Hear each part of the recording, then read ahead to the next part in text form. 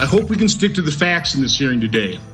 One fact that needs to be highlighted to refute one part of the false narrative is that the Postmaster General was not appointed by President Trump.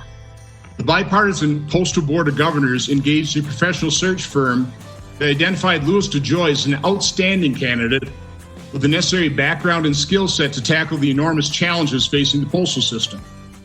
The bipartisan governors then unanimously, again, let me repeat that, they unanimously approved his appointment as Postmaster General. Mr. DeJoyce reports to the board, not the president. Another false narrative is that a failure to provide funding to the Postal Service will undermine the election. The Postal Service currently has $15.1 billion in cash on hand, following a better than expected financial performance during the pandemic.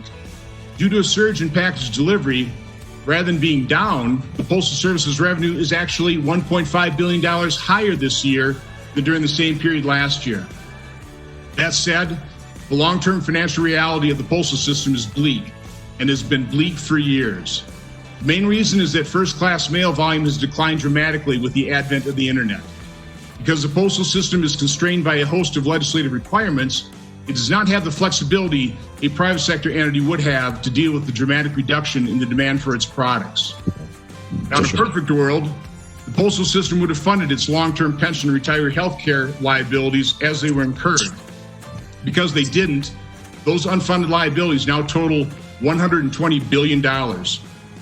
Unfortunately, the 2006 Postal Reform Bill did not ensure long-term financial viability, and in its attempt to address the unfunded liability problem, it depleted the postal system of cash and arbitrarily turned long-term liabilities into short-term liabilities on its balance sheet.